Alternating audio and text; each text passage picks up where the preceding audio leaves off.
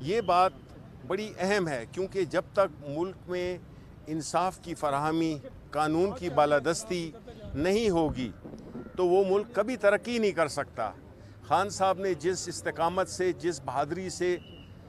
اور جس پختہ عزم کے ساتھ یہ جو جتنے بھی کیس ان پہ بنائے گئے ہیں،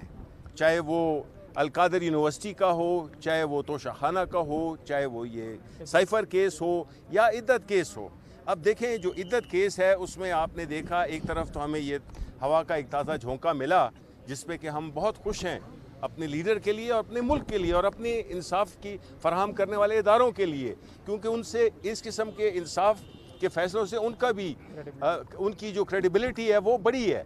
تو اس لیے ہم یہ سمجھتے ہیں کہ آئندہ جتنے بھی کیسز ہوں گے اس میں ہمیں کسی سے، خان صاحب نے ہمیشہ کہا ہے کہ ان کے کیسز کی معافی وہ نہیں چاہتے ہیں، وہ چاہتے ہیں کہ صرف آئین اور قانون کے مطابق ان کے کیسز کو سنا اور پرکھا جائے۔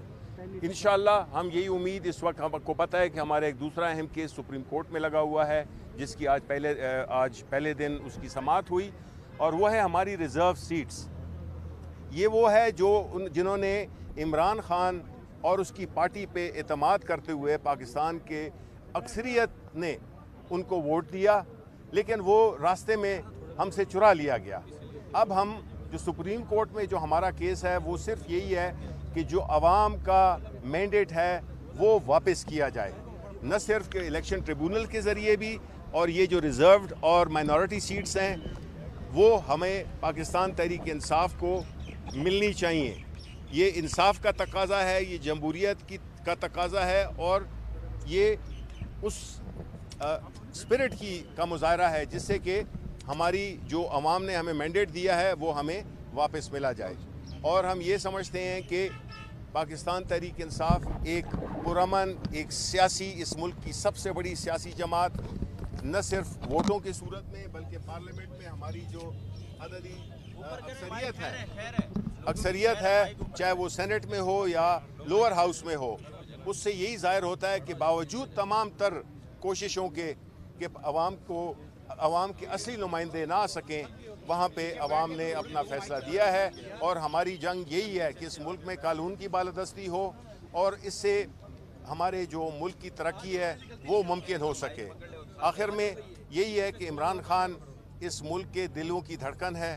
اور جو خاص طور پہ جو آج ہم کنڈیم کرتے ہیں کہ جو عدت کا، بشرا بی بی کی اور خان صاحب کی جو نکاح کا کیس ہے، اس کو جس طریقے سے ڈیل کیا گیا ہے، اس سے جو ہے تو جو قانون پہ جو اس قسم کے فیصلے آتے ہیں، یہ نہیں کہ ہم کہتے ہیں کہ ہر فیصلہ ہمارے فیور میں آئے گا، لیکن جس طریقے سے اس کیس کو کیا گیا، پہلے تو وہ بہت ہی شرمناک کیس ہے کہ اگر ہم لوگوں کی ازواجی زندگیوں میں گھس جائیں، اور دوسرا کہ مقدمہ جب ختم ہوا تو اس کو دوبارہ نئے سرے سے شروع کرنے کا کہا گیا ہے۔ یہ ایک